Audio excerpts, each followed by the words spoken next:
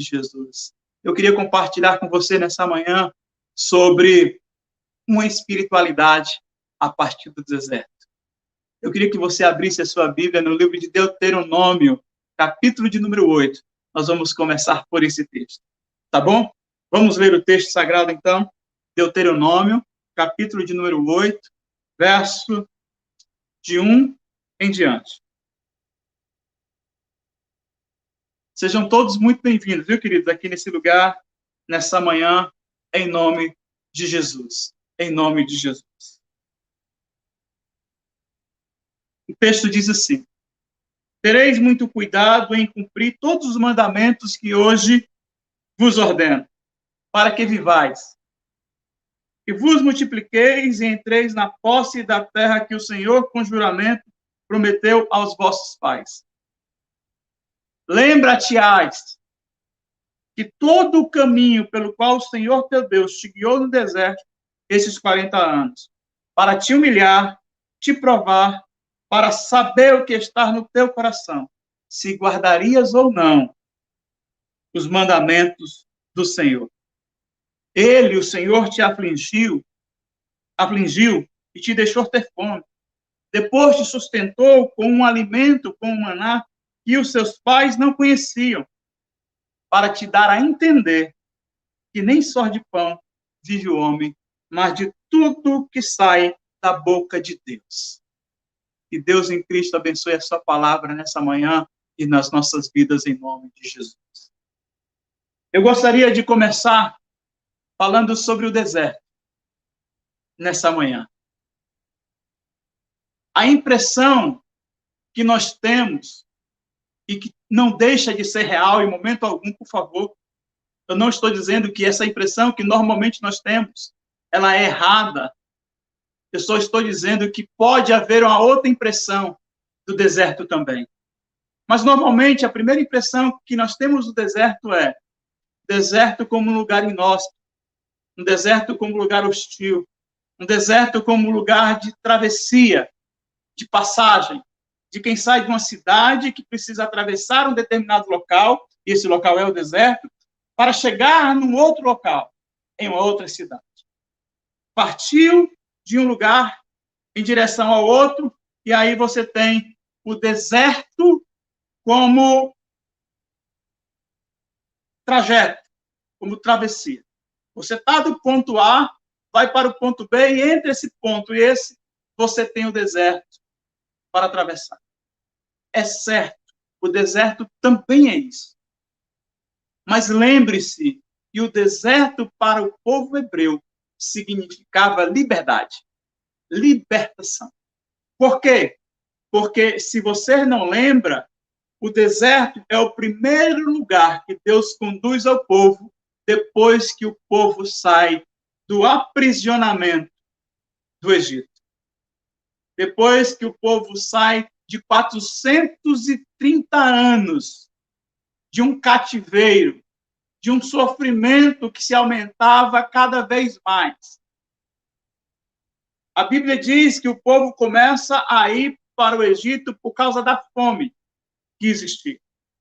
E aí Deus estabelece um reinado, um governador, que é José, e aí as pessoas da família de José vão até lá, e essas 70 e poucas pessoas que vão se tornam em milhares de milhares, durante 430 anos.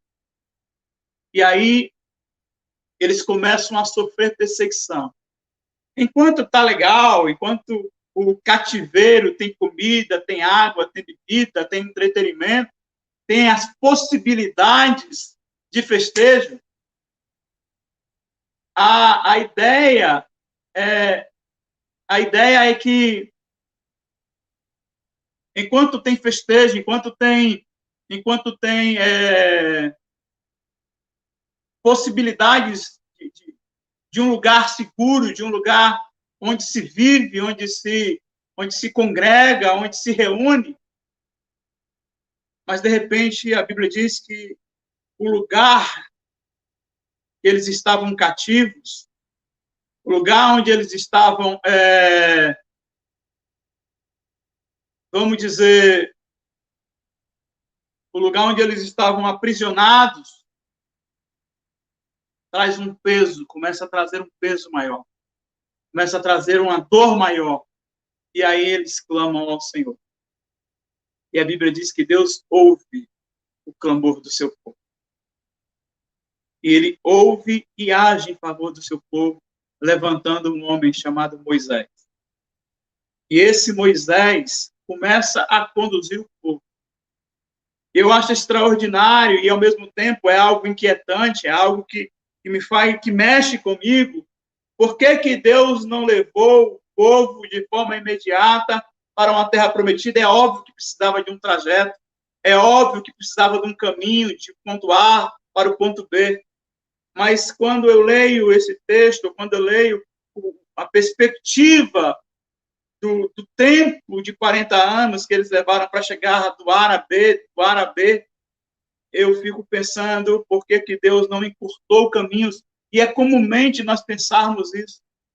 Por que que Deus levou-os para um deserto, e nesse deserto eles passaram tanto tempo, e eu vou falar da questão do tempo também mais adiante, mas a princípio basta dizer que o primeiro local que Deus levou seu povo, depois de 430 anos de dor, de sofrimento, de angústia, no cativeiro egípcio, foi o deserto. Porque o deserto, apesar de ser um lugar hostil e inóspito, ele também é um lugar de libertação. Lembre-se, a partir da saída do Egito, onde os portões se fecham e eles seguem viagem, começa, então, a libertação, a liberdade desse povo chamado Israel. Eles passam a ser livres. Eles passam a caminhar em liberdade. Eles já estão livres. Eles não vão estar livres quando chegarem em Canaã.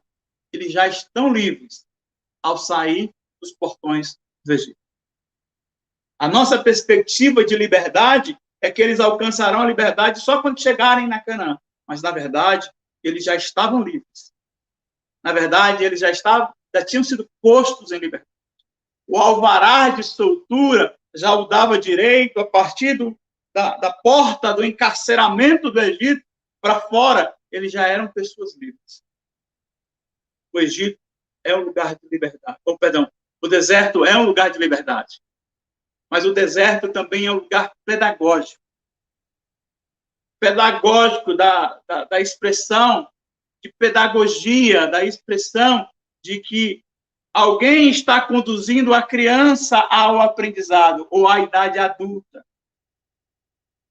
É Deus estar conduzindo no deserto o seu povo para uma maturidade, para uma idade adulta, para que o povo pudesse aprender de Deus e em Deus algo que só no deserto poderia ser ensinado. Só o deserto seria capaz de revelar coisas sobre Deus que em nenhum outro lugar haveria, ou poderia, ou seria em Deus revelado aos homens. Portanto, uma espiritualidade a partir do deserto tem que começar com a percepção de que nós não estaremos livres quando chegarmos em determinado lugar. Nós já estamos livres porque Deus nos tirou do lugar de aprisionamento e nos colocou para caminhar com Ele.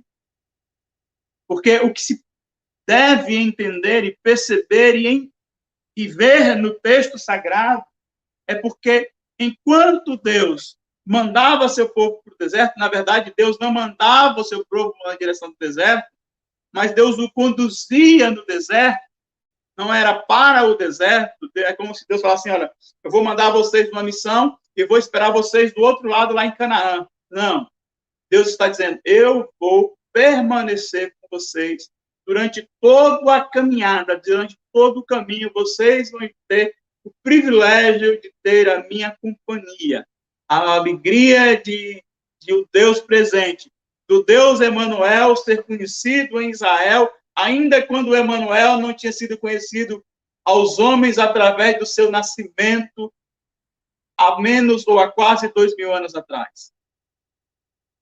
Entende? A nossa percepção de liberdade, às vezes, ela pode ser percebida apenas no lugar de chegada. Não, as bênçãos de Deus serão alcançadas quando eu chegar lá. Quando a promessa dele for cumprida, me dando a terra prometida. E por pensar assim, muitas vezes, nós vemos o deserto como um lugar intragável, um lugar onde nós não deveríamos estar, um lugar que as nossas compreensões, que o nosso entendimento diz assim, olha, isso não é lugar para mim, não era para mim estar aqui, houve alguma coisa de errado, Deus errou alguma coisa, Deus não falou, Deus não me conduziu, Deus não conduz. Não é possível que a minha vida, durante esse tempo todo, esteja sendo vivida no deserto. Deixa eu dizer uma coisa. Moisés passou todo o seu ministério no deserto. Moisés foi o pastor no deserto. Eu acho isso extraordinário, porque Moisés ele não exerceu o seu ministério em outro local que não seja no deserto. Moisés é chamado por Deus no deserto, quando a sarça começa a brilhar e arder diante de si. Ele vai até o Egito, apenas com a missão de dizer ao povo para sair de lá. E quando o povo sai de lá, ele começa a conduzir o povo por 40 anos no deserto. Deixa eu dizer uma coisa para você.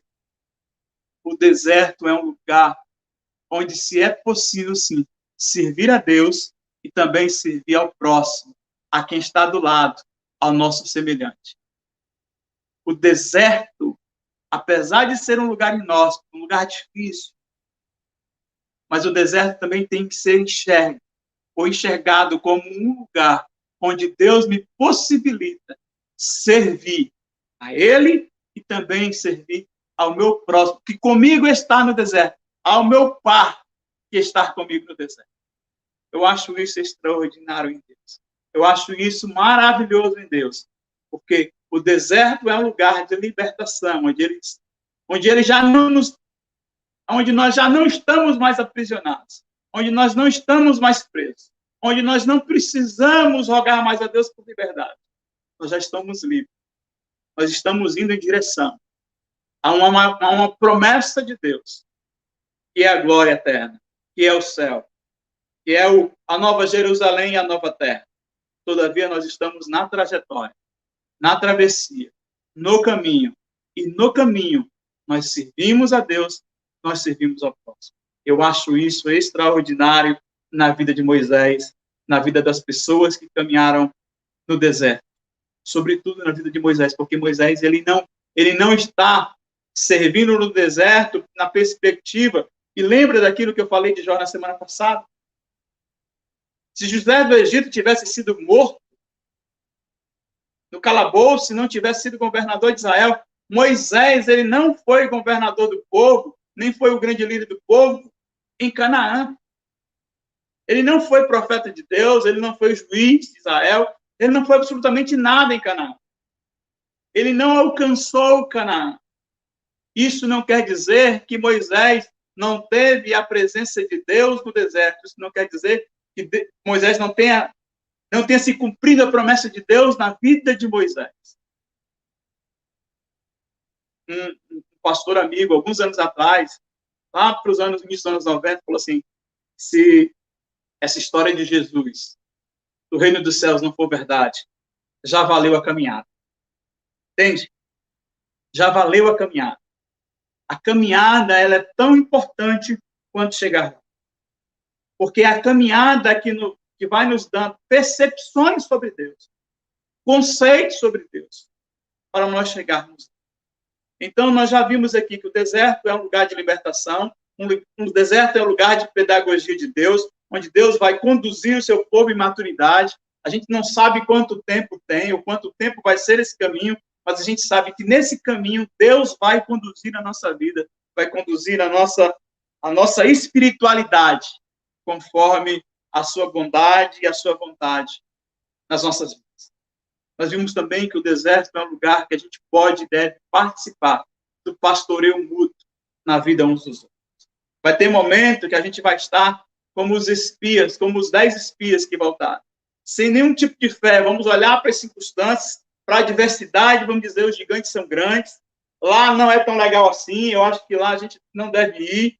É melhor a gente ficar por aqui. Outra hora a gente vai ficar como uma multidão que estava no deserto e dizia assim, é melhor a gente voltar para o Egito, porque aqui está ruim demais, aqui está muito ruim. Ou a gente vai, e outra hora a gente vai estar como Elias e Caleb. Ou Josué e Caleb. Nós vamos em obediência ao Senhor. De fato, os gigantes são enormes, as pessoas lá são enormes, mas também são enormes os cachos de uva. Nós vamos pelos cachos de uvas. Nós vamos pela promessa de Deus. Nós vamos confiar nessa promessa de Deus, permanecer aqui. Então, primeiro, há uma espiritualidade a ser aprendida no deserto ou a partir do deserto. Essa espiritualidade me ensina que no deserto eu já estou em liberdade, eu já não estou aprisionado. Terceiro, eu posso e devo ser pastor de pessoas, de gente, no meu deserto. Deus vai me usar no deserto para pastorear pessoas, pares iguais a mim na caminhada. Porque no deserto, querido, não existe liderança, não existe sobrenome, não existe nome, não existe riqueza, só existe eu e Deus e os meus iguais, semelhantes nessa caminhada. Depois eu converso com você sobre esse caminho do deserto de forma mais clara em uma outra mensagem. Eu queria dizer para você também, essa manhã, que o deserto é o único lugar onde Deus se revela de forma extraordinária, que nenhum outro lugar ele se revelaria. Deixa eu dizer mais claro, deixar mais claro. No deserto, existe uma revelação de Deus, do próprio Deus, para mim e para você, que não haverá em um outro local que nós estejamos vivendo. Existem pessoas que estão vivendo desertos circunstanciais, ou desertos exteriores, onde há escassez de coisas no nosso exterior, no nosso mundo exterior. Mas existem pessoas que estão com as suas almas, corações, corpos desérticos, onde o choro, até o choro é seco. Existem pessoas que estão com a sua alma desértica. E nessa alma desértica, nessa vida desértica, nesse ambiente desértico que por vezes nós nos encontramos e nós vivemos na caminhada, Deus vai se revelar de uma forma que jamais se revelou e jamais se revelará a você. Só no deserto que Deus se revela como se revela para mim e para você. Foi no deserto que Deus revelou quem ele era. Eu acho extraordinário quando Moisés diz assim, Senhor, mostra-me quem és. Eu quero ver o Senhor. E a Bíblia diz que Deus fez passar numa fenda, numa brechinha, a sua bondade. Deus fez passar diante de Moisés, no livro de Êxodo, toda a sua bondade. Imagina só, coisa belíssima. E onde Moisés estava? Onde o povo estava? No deserto. Foi no deserto que eles viram o mar se abrir em dois. Foi no deserto onde eles viram as águas amargas se tornarem águas sadias, puras, para o seu consumo. Foi no deserto onde eles foram surpreendidos por um maná que caía dos céus. Em nenhum outro lugar nas Escrituras Sagradas você vai ver isso. Em nenhum outro lugar Deus vai estar se manifestando como se manifesta no deserto. Foi e é no deserto da nossa vida, da nossa existência, do nosso ser, da nossa alma desértica, que Deus se revela de forma única, de forma ímpar. Foi e é no deserto que Deus tem revelações sobre si, extraordinária, no nosso ordinário deserto de vida. Deixa eu dizer uma coisa para você. O deserto é um lugar pedagógico, é um lugar de libertação, é um lugar onde eu posso pastorear, é um lugar onde eu percebo Deus de formas únicas, de forma exclusiva. Mas também, no deserto, é um lugar de de oásis. Sabe essas coisas que acontecem na nossa vida, uma vez perdida? É lá no deserto. É só lá no deserto. Veja o texto comigo de Deuteronômio 8, e eu queria ler o texto mais uma vez com você, agora de uma outra forma. O texto diz assim: tenha cuidado. Deixa eu contextualizar você antes. O texto de Deuteronômio é o último livro escrito por Moisés, e Moisés vai estar meio que se despedindo, porque ele sabia que ele não ia entrar na Terra Prometida, e ele está orientando o povo e se despedindo do povo, mas já na idade madura, já na maturidade, já no final do deserto. Veja, em 40 anos há muitas transformações. Tem pessoas que estão assistindo a live aqui que não têm 40 anos, e eu com meus 40 e poucos vi em 10 anos muitas transformações, em 20 anos transformações absurdas. Imagine em 40 anos, Moisés vive os seus 40 anos da caminhada com Deus no deserto, já maduro, já com algumas percepções, já com alguns arrependimentos, já com algumas transformações, já com alguns comportamentos que tinha antes e que não tem, já com um olhar diferente, tanto para si, como para Deus, como para o futuro. E Moisés escreve: tenham cuidado em cumprir os mandamentos de Deus, para que vocês vivam. E viver não é existir. Viver é viver. É viver abundantemente, é viver na perspectiva de Deus, porque o viver não é só o existir, não é só o respirar. Porque existem pessoas que são mortas em vidas. Existem pessoas que estão tão dentro de si, em si mesmadas, entristecidas, aborrecidas, incrédulas com a vida, que entregaram-se à inexistência de si mesmos. Mas Moisés está dizendo o seguinte: tenha cuidado. Guardem o que é de mais precioso nesse deserto. Porque foi no deserto que Deus deu os mandamentos dele. Moisés subiu ao monte Horebe para ouvir Deus. O povo ficou lá embaixo, começou a se distrair com outras coisas, construindo para si outros deuses, dentro de si outras razões e outros motivos de viver a vida ou de outra forma. E Moisés está dizendo o seguinte: olha, cuidem do coração de vocês. A Bíblia vai falar isso diversas vezes. Tudo que guardardes, guarde vós o vosso coração. Cuide de guardar os mandamentos que hoje eu ordeno para vocês, para que vocês vivam e se multipliquem. Multiplicar tem a ver com a profecia ou com a promessa de Abraão. Abraão, em ti serão benditas todas as nações da terra, mas também tem a ver com a profecia dada a Deus ao casal Adão e Eva, e dizer: cresçam e multipliquem-se sobre a face da terra. É como se Moisés estivesse fazendo referência ao jardim. Vocês estão vivendo esse momento desértico e esse momento está chegando ao fim. E agora Deus está preparando para vocês um jardim. E é no jardim que vocês vão se multiplicar. É no jardim que vocês têm que viver.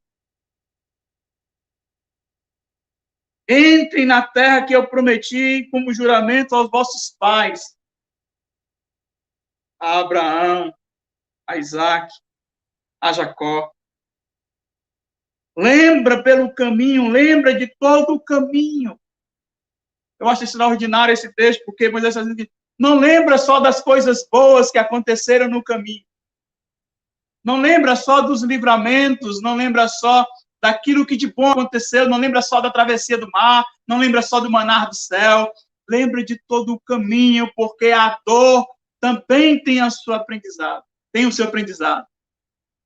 Como disse o pastor Idelbrando, é uma frase de um outro pastor que morreu agora recentemente, que diz assim: Deus não desperdiça nenhuma dor.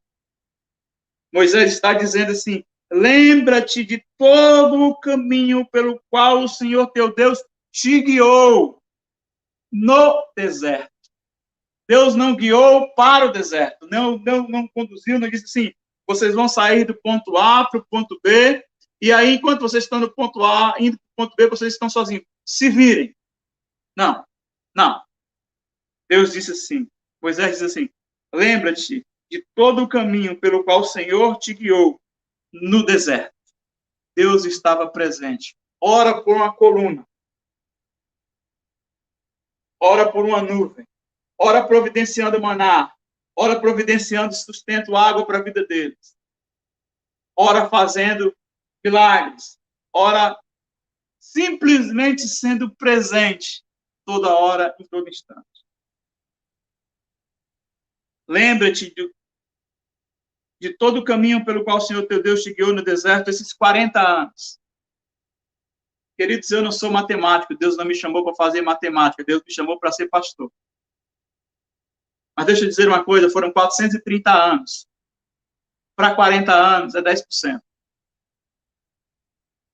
Mas é pastor porque você não sabe, 40 anos é muito, é muito, é muito. Eu sei que é, eu sei que é, eu sei que é. Não duvide, eu sei que é.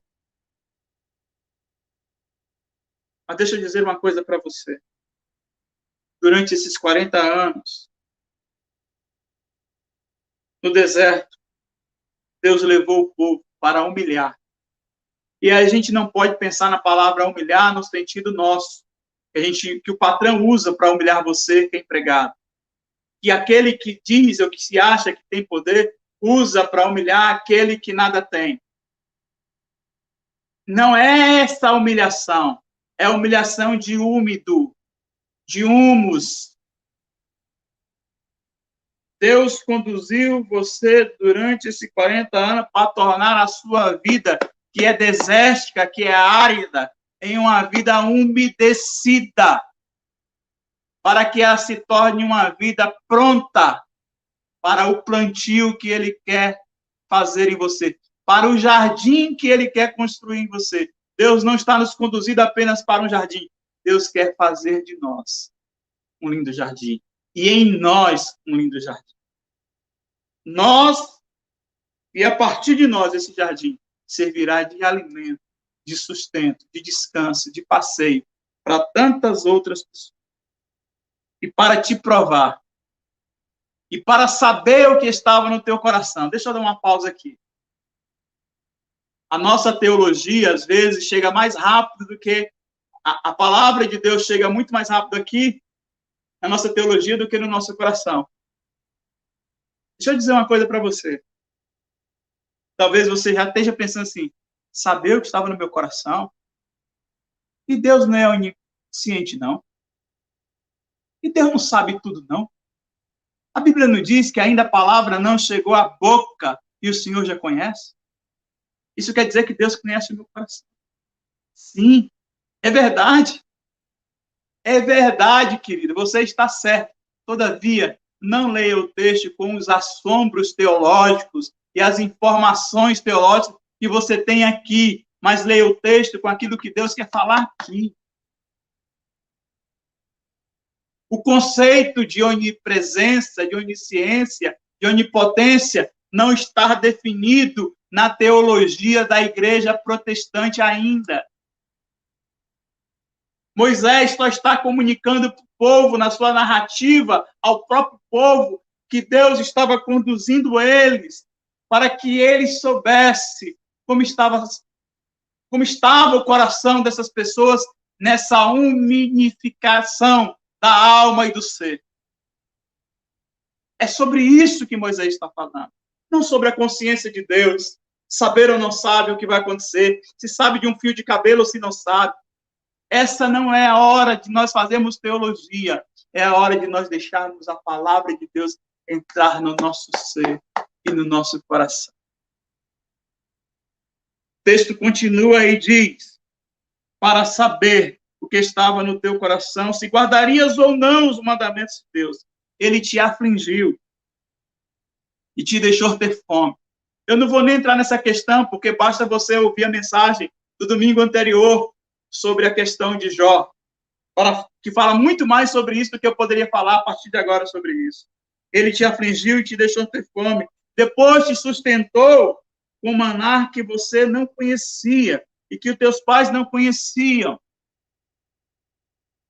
Existe um propósito divino, sobrenatural no deserto para conosco, no deserto em nós e ao redor de nós, onde Deus se manifesta de uma forma única, que muitos não conheciam e que muitos não vão conhecer lá na frente, porque Deus trata a mim e a você hoje, nos nossos desertos, como indivíduos únicos, como pessoas únicas.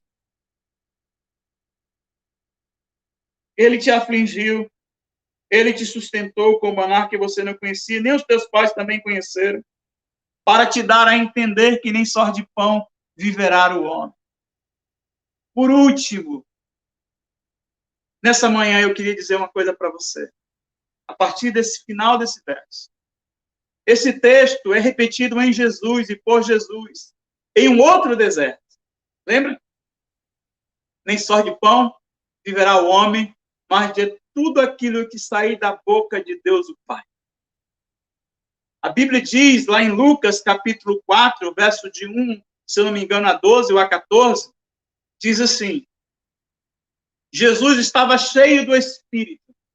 Depois que ele foi batizado por João, a Bíblia diz que o Espírito de Deus desceu de forma corpórea sobre a cabeça dele. Todos os que estavam presentes viram e ouviram a voz que dizia: aquele era o Filho amado de Deus, é quem trazia alegria ao coração do próprio Deus.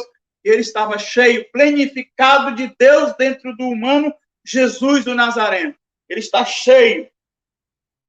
E ele, cheio do Espírito, é levado pelo Espírito para ser tentado pelo diabo por 40 dias. Talvez Jesus seja, esse momento seja a personificação divina, ou no divino, de um deserto que todos nós atravessamos. O deserto dos hebreus, de Israel, foram 40 anos.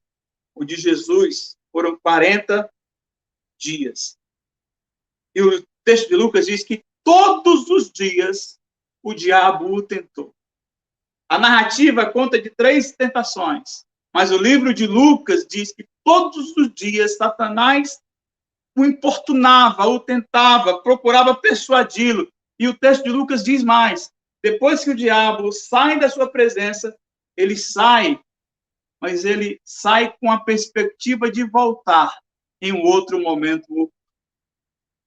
O texto de Lucas, quando fala da tentação, é maravilhoso. Só o texto de Lucas narra isso que eu estou dizendo com você agora.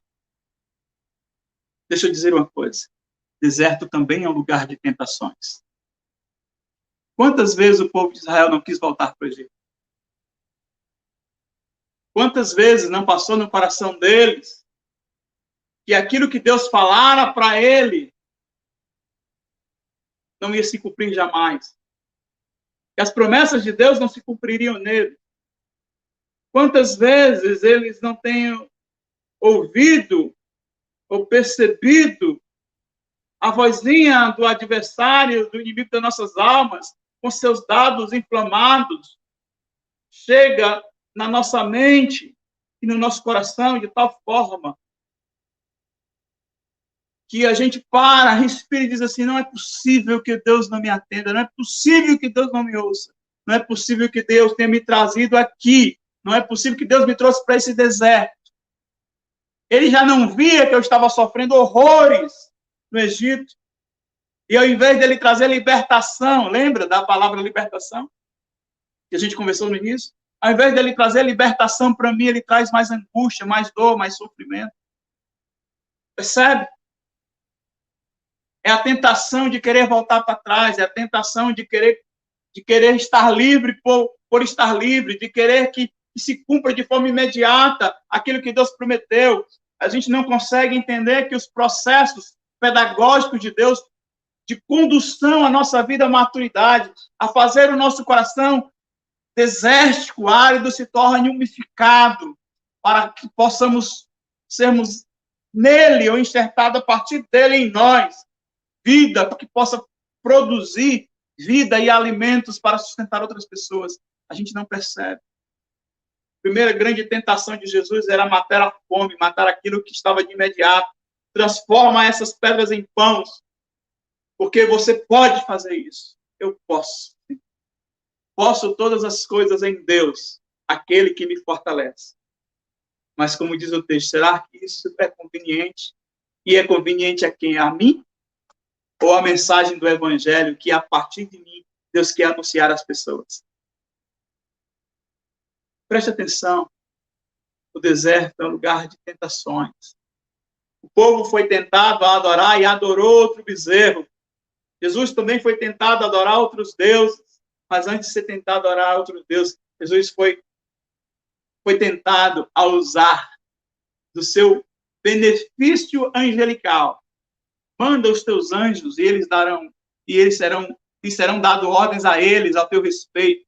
E mesmo que você se atire daqui abaixo, nenhum mal te sucederá. Sabe aquela sensação de cobertura, de que nenhum mal vai nos alcançar? Nós falamos sobre isso em Jó, na semana passada. Às vezes a gente tem essa percepção que Deus colocou uma redoma em nós e sobre nós, onde o mal não nos alcançará. Deixa eu dizer uma coisa para você. Nem sempre, nem sempre, nem sempre, nem sempre, o mal não nos alcançará. E isso não é ruim. Isso não é o fim. Isso não é Deus largando mão de você, abandonando você, dando as costas para você.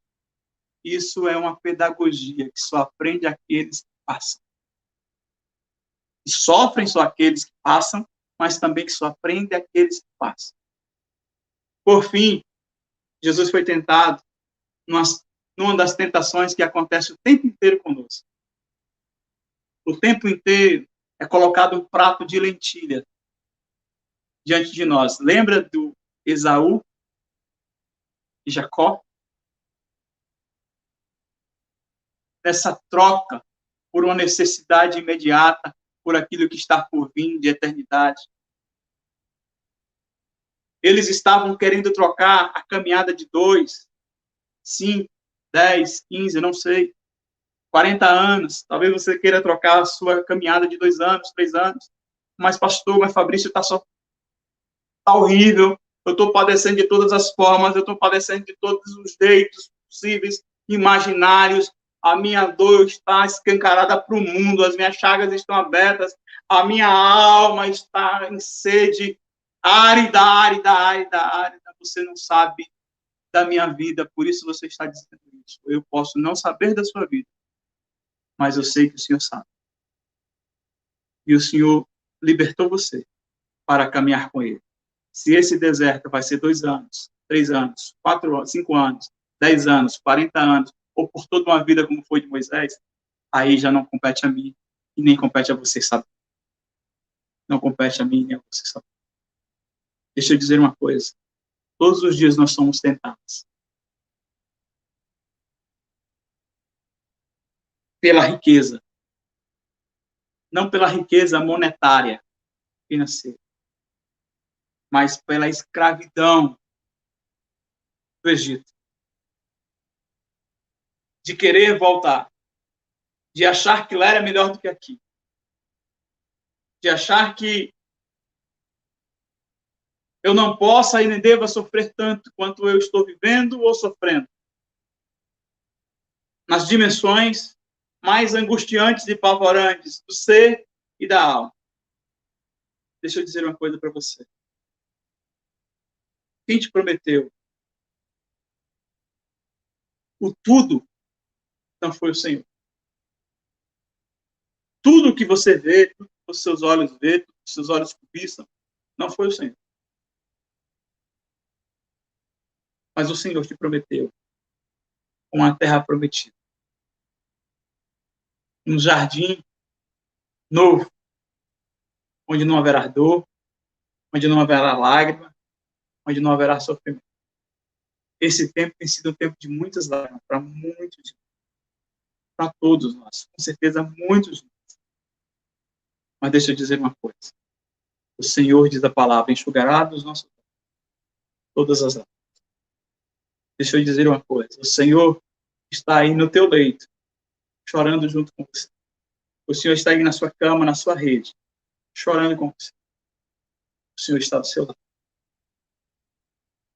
O dono da vida está aí para te dar vida, para te preservar a vida. Ainda que as chagas acometam o seu corpo, Ele quer preservar sua existência, o seu ser. O deserto é um lugar inóspito, é verdade. Mas não é porque ele é inóspito que nós não podemos tirar proveito da travessia, do caminho, do hábito. O deserto é um lugar muito difícil, também é verdade. Mas o deserto é um lugar difícil para mim, mas é difícil também para o meu próximo que está do lado. E eu possa ser pastor dele. E que quando eu precisar, ele possa ser pastor sobre a minha vida. O deserto é um lugar onde Deus vai se revelar de uma forma única para você. Sabe aquela expressão que Jesus diz assim, entra no teu quarto, que o Pai que está em secreto falará em secreto ao teu coração. É no deserto que isso acontece por muitas vezes. O deserto é um lugar de oásis, onde Deus propicia coisas. As sandálias não envelhecem. O texto de Deuteronômio termina no verso de número 6, se eu não estou enganado, sendo assim, eu não deixei envelhecer as tuas sandálias, nem se rasgaram as tuas vestes. Eu te providenciei um maná e um pão que ninguém mais providenciou, que eu não providenciei para outro alguém, porque esses outros alguém não estavam na mesma condição que você no deserto. É no deserto que nós somos tentados a voltar atrás, tentados a se curvar diante de outro Deus, tentado a murmurações, tentado a reclamações, tentado a querer tudo aquilo que os nossos olhos veem, que os outros têm, que nós não temos. Por conta disso, o povo pediu um rei sobre ele, disse assim, dai-nos um rei como as outras nações têm, porque nós não temos um rei como os outros têm. Mas Deus estava dizendo, mas eu sou o rei de vocês, mas eu sou o dono de vocês, eu estou aqui para isso. Mas ele disse assim, dai-nos um rei. Às vezes a gente não quer a presença de Deus, não é porque a gente, de forma consciente, rejeita a presença de Deus e diz assim, eu não quero, mas é porque a gente começa a querer outras coisas. E essas outras coisas vão destronizando Deus de dentro de nós. Essas outras coisas vão afastando, sabe, aqui, como está aqui na imagem, sabe? A minha mão está aqui, ó, mas a minha mão ela vai se afastando, ela vai, pronto, acabou. Ela não faz mais parte do quadro da imagem. Às vezes acontece assim, a gente vai afastando Deus, o quadro do nosso existir, da nossa vida, do enquadramento da câmara que nós enxergamos o mundo, os olhos que nós enxergamos, passamos a olhar outras coisas. Deixa eu dizer uma coisa para você. O deserto é um lugar onde Deus quer comunicar. A sua voz nem sempre é audível, mas a forma de como ele se comunica, ela pode ser perceptível. Nem toda hora Deus fala no deserto, mas toda hora Deus comunica que está presente, quando ele sustenta, quando ele bate na sua porta, com sustento. Deus está comunicando, ele não só. Ele está com você no deserto. Você pode não ouvir a voz de Deus audível, de forma clara e plena, mas Deus, quando não deixa faltar, quando multiplica o seu óleo e o seu azeite, Ele está dizendo, eu estou com você no deserto. Ele está comunicando-se com você. Portanto, meu irmão e minha irmã, deixa eu dizer uma última coisa para você. Apesar do deserto ser um lugar inóspito, e se você está vivendo nesse lugar inóspito hoje, saiba, Deus quer lhe ensinar coisas que só ensinaria a você e só ensinaria a você no deserto. E nenhum outro. Deus em Cristo continue falando ao seu coração sobre os desertos necessários e também os não necessários. Às vezes, são desnecessários, no sentido de que, às vezes, a gente olha com os nossos olhos, claro, com o nosso olhar. Desnecessário. Não, eu não preciso passar por isso. Eu não precisava estar passando por isso. Lembra de Jó? Não existe culpa, não existe uma razão, mas ele está acontecendo. O deserto está acontecendo na sua história, na sua trajetória, na sua vida. Você está sentindo o deserto. Deixa eu dizer uma coisa. Ele passa a ser necessário quando a gente começa a aprender de Deus em Deus coisas que só Deus pode ensinar. E só Deus pode ensinar a você. E só Deus pode ensinar a você no lugar onde você está, deserto. Que Deus em Cristo abençoe a sua vida em nome de Jesus. E que o seu ser, seu coração, se transforme em algo extremamente umidificado ou umidificado. Exista no seu ser a humildade para ser plantado em Deus e a partir de Deus. Verdades, frutos que darão mesmo ao deserto, que alimentará você e ao seu próximo. E como você também caminha no deserto.